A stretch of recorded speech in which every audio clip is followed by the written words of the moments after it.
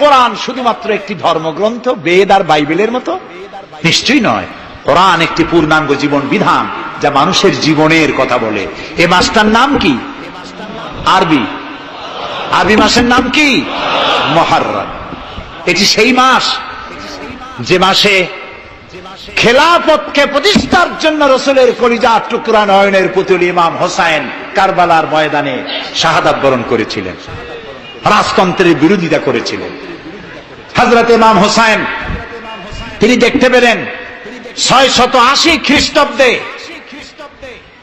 সিরিয়ার দামেস্কে এজিদ ক্ষমতা দখল করলো অগণতান্ত্রিক পদ্ধতিতে, এবং সরকারি মালের কোনো হিসাব নাই, অডিট নাই, স্বৈরাচারী কায়দায় তিনি ক্ষমতা দখল করে মদিনার আহলে বায়াত যারা মদিনার নেতৃবৃন্দকে তার আনুগত্য করার জন্য বাধ্য করল। ইমাম হোসেন যে মায়ের পেটে এসেছেন, যে পিতার পেটে জন্মে এসেছেন, যে নানার কোলে বড় হয়েছেন, তিনি কি এই দৃশ্য চোখে দেখতে পারেন? তিনি বললেন আমি কুফায় যাব।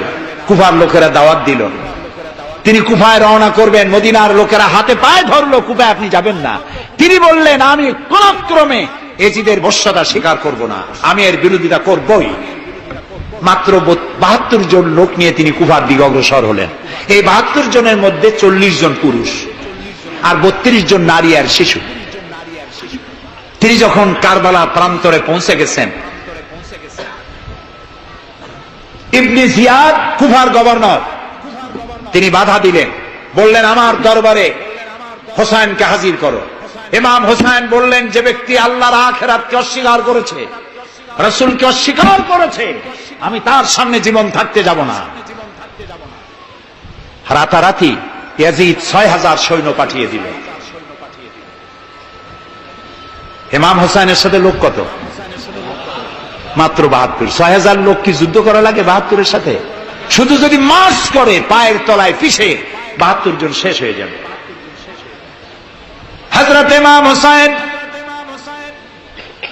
রাতের বেলায় সঙ্গীদের বললেন, ও আমার সাথীরা, ইয়াজিদ আমার শির চায়, আমাকে চায়, আমার সঙ্গে থেকে তোমরা তোমাদের জীবনকে বিপন্ন করো না, তোমরা সবাই ফিরে চলে যাও মদিনায়।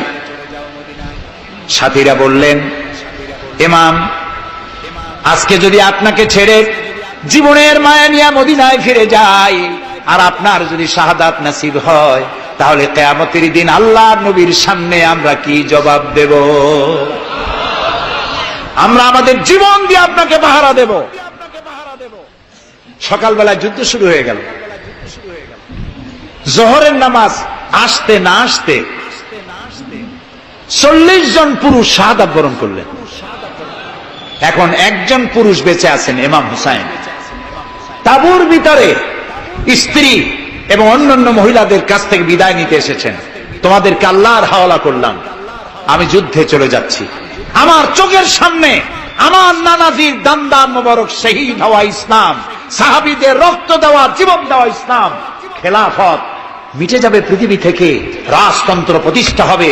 আমার জীবন থাকতে আমি তা হতে দেব না। স্ত্রী এগিয়ে এলেন, বললেন, হোসেন জিহাদের ময়দানে থেকে আমি আপনাকে বিরত থাকতে বলবো না, তবে একটি দাবি আছে। এই যে ছোট্ট দুগ্ধপোষ্য শিশু, গত কয়েকদিন হলো ঘরে খাবার নাই, পানি নাই, আমার বুকে দুধও নাই, এই ছোট্ট বাচ্চাটিকে একটু পানির ব্যবস্থা করুন। ইমাম হোসেন কলিজার টুকরা সন্তানকে 2 হাতে উঁচু করে এজিদি সৈন্যদের সামনে এসেছেন। এজিদি সৈন্যরা, আমার হাতের দিকে তাকাও, এটি রাসূলের আওলাদ, আমার কলিজার টুকরা সন্তান। ফোরাতের অফুরন্ত পানি প্রবাহিত হচ্ছে, একটু ফোরাতের কুলটা ছেড়ে দাও, ওর একটু পানি পান করায়। আমার সাথে তোমাদের শত্রুতা থাকতে পারে, এই নিষ্পাপ বাচ্চার সাথে তো কোনো শত্রুতা থাকার কথা নয়। তার এই আবেগপূর্ণ কথা এজিদি সৈন্যদের কলিজা স্পর্শ করল না। তারা বিষাক্ত তীর নিক্ষেপ করলো। ইমাম হোসেনের উঁচু করে ধরা বাচ্চার বুকের ভিতর থেকে বিষাক্ত তীর প্রবেশ করে বেরিয়ে গেল অপর প্রান্ত থেকে, রক্ত ফিনকি দিয়ে বেরিয়ে এলো। ইমাম হোসেন 2 হাতে আজলা ভরে সেই রক্ত চেহারায় মাখতে লাগলেন আর বললেন, কলিজার টুকরা সন্তান, সালেহ আলাইহিস সালামের উটনির রক্তের চাইতে তোমার রক্ত পবিত্র। হযরত সালেহ আলাইহিস সালামের চাইতে রাসূলুল্লাহর মর্যাদা অনেক বেশি, তুমি তার আওলাদ। বাচ্চাকে কোলে করে নিয়ে স্ত্রীর কাছে গিয়ে বললেন, স্ত্রী এই নাও তোমার বাচ্চা, ঠান্ডা হয়ে গেছে, এমন পানি পান করেছে কিয়ামত পর্যন্ত পানি পানি বলে তোমারে আর বিরক্ত করবে না। ইমাম হোসেন লড়াই করলেন ময়দানে, বহু সংখ্যক সৈন্য হতাহত করে ফোরাতের কুল উন্মুক্ত করে ঘোড়ার পৃষ্ঠ থেকে নেমে এক আস্তা পানি তুলেছেন, পানি পান করবেন। মুখের কাছে যখন আকণ্ঠ তৃষ্ণার্ত পিপাসার্ত হোসাইন মুখের কাছে পানি নিয়েছেন, হঠাৎ ভেসে উঠল মনের পর্দায়, একটু আগে আমার কলিজার টুকরা সন্তান এই পানির অভাবে চলে গেল। 40 জন মানুষ বিদায় হলো, এক ফোঁটা পানি দিতে পারলাম না, এই পানি আমি কেমনে খাই? হাতের থেকে পানি পড়ে গেল। অশ্বের পৃষ্ঠে আরোহণ করলেন, চতুর্দিক থেকে তীর আর তরবারি আসতে লাগলো। ইমাম হোসেন বললেন, থামো, একটু থামো, তোমরা কাকে তীরবিদ্ধ করছো? আমি কি তোমাদের রসুল মুহাম্মদ সাল্লাল্লাহু আলাইহি ওয়াসাল্লামের নাতি নই? আমি কি তোমাদের রসুলের কলিজার টুকরা মা ফাতেমার নয়নের মণি নই? কেমন করে আমার গায়ে তোমরা তীর মারো? উম্মে সালমা, আমাদের মা উম্মে সালমা রাদিয়াল্লাহু তাআলা আনহা, সকাল বেলায় 11ই মুহররম সকাল বেলায় তিনি ঘরে বসে কাঁদতেছেন। কয়েকজন প্রতিবেশী মহিলা এসে বলছেন, মা আপনি কাঁদেন কেন? তিনি বলছেন, আজকে রাত্রে আমি স্বপ্ন দেখেছি রাসূলুল্লাহ আমার বাড়ি এসেছেন, আমি দেখতে পেলাম আল্লাহ রসুলের চোখ দিয়ে পানি পড়ছে, দাড়ি মোবারক ধুলা মাখা, বুক কাটা বলি। আমি জিজ্ঞেস করলাম, ইয়া রাসূলুল্লাহ আপনি কাঁদেন কেন? মুখখানা মলিন কেন? দাড়ি মোবারকে ধুলাবালি কেন? রাসূলুল্লাহ বললেন, উম্মে সালমা তুমি জানো না আমি এইমাত্র কারবালা থেকে এসেছি, আমি দেখে এলাম আমার কলিজার টুকরা হুসাইনের শির মোবারক তার দেহ থেকে বিচ্ছিন্ন করে ঘোড়ার পদতলি, ঘোড়া দিয়ে পদদলিত করা হয়েছে তার দেহ মোবারক। ইসলাম এত সহজে আসে না, অনেক রক্ত পাড়ি দিয়ে এসেছে ইসলাম। হযরতে হোসাইনের মস্তক মুবারক ইয়াজিদি সৈন্যরা একটা প্লেটে করে নিয়ে কুফার গভর্নর ইবনে জিয়াদের সামনে রেখেছে। ইবনে জিয়াদ চেয়ারে বসা, সিংহাসনে বসা, ইমাম হোসাইনের মস্তক মুবারক তার পায়ের কাছে রেখেছে। কলঙ্কিত ইতিহাস, কি করে আমি শুনাই আপনাদের? ইবনে জিয়াদ চেয়ারে বসে পায়ের কাছে রাখা ইমাম হোসাইনের ঠোঁটের উপরে লাঠি দিয়ে নাড়তেছে। হযরত যায়েদ রাদিয়াল্লাহু তাআলা আনহু 80 বছর বয়স, তিনি বলছেন, ইবনে জিয়াদ এতক্ষণ যা করেছো মুখ বুজে সহ্য করেছি, কিন্তু এখন যেটা তুমি করতেছো পায়ের কাছে কার ব্যথা? তুমি যে ঠোঁটের উপরে লাঠি দিয়ে নাড়তেছো, আমি যায়েদ আমি দেখেছি রাসূলুল্লাহ 1000 বার এই মুখের উপরে চুমা খেয়েছে। তোমার বেয়াদবি বন্ধ করো। প্রিয় ভাই সব,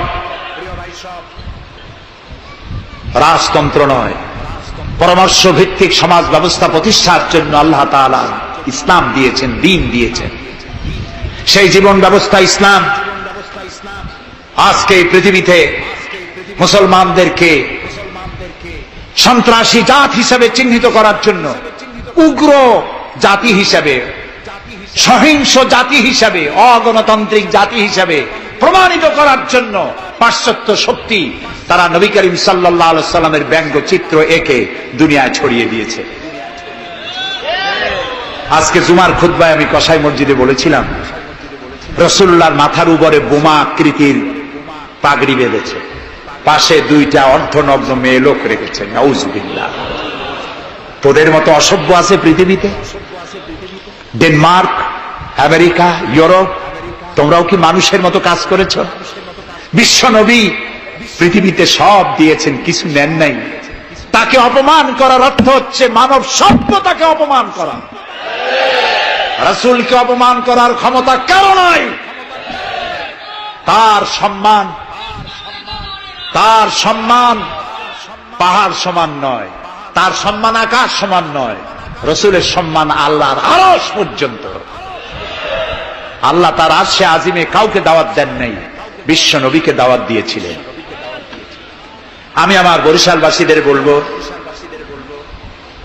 মুসলমানদেরকে ধৈর্য ধারণ করতে হবে, আরো সংযমী হতে হবে। আমরা প্রতিবাদ করব, অবশ্যই প্রতিবাদ করব, কিন্তু জ্বালাও পোড়াওতে আমরা যাব না। আমরা কারো পতাকা পোড়ানো, কারো অফিসে ভাঙচুর করা, এটা আমাদের কাজ না। আমরা গড়ার জন্য এসেছি, আমরা ভাঙ্গার জন্য আসি নাই। কেউ অসভ্য হলে আমরা অসভ্য হতে পারি না। ওরা অসভ্য, ওরা বর্বর, ওদের জীবনে ভালোবাসা নাই, তাই ওরা প্রতি বছর একটা দিন ভালোবাসা দিবস পালন করে। আমার জীবনে ভালোবাসার অভাব নাই। ইসলাম সর্বশ্রেষ্ঠ জীবন ব্যবস্থা। এই কল্যাণময় জীবন ব্যবস্থা প্রতিষ্ঠার জন্য এগিয়ে আসতে হবে মুসলমানদেরকে, সকলকে, হিন্দুদেরকেও। হিন্দু, বৌদ্ধ, খ্রিস্টানদের বলি, আমার প্রিয় ভাইয়েরা, আপনাদের মধ্যে আমাদের মধ্যে পার্থক্য খুবই কম। হিন্দুরা বলেন এক ব্রহ্মা, দ্বিতীয় নাস্তি, আমরা বলি লা ইলাহা ইল্লাল্লাহ, কথা প্রায় কাছাকাছি। আপনারা পুনর্জন্মে বিশ্বাসী, আমরা পুনরুত্থানে বিশ্বাসী। আমরা খুব ভালো আছি, এই দেশটা খুব ভালো দেশ, পূজা আর রোজা একসাথে হয়, আমরা অনেক আরামে আছি। এদেশে সাম্প্রদায়িক সম্প্রীতি নাই বলে যারা বিদেশে বদনাম ছড়ায়, তাদের হেদায়েতের জন্য আমরা আল্লাহর কাছে দোয়া করি, আল্লাহ তাদের হেদায়েত করো। ক্ষমতা হারায় মানুষ এত পাগল হয় যে দেশের বিরুদ্ধে কথা বলে, মায়ের বিরুদ্ধে কথা বলে, রাষ্ট্রের বিরুদ্ধে কথা বলে। আল্লাহ এদের হেদায়েত নসিব করে দিন।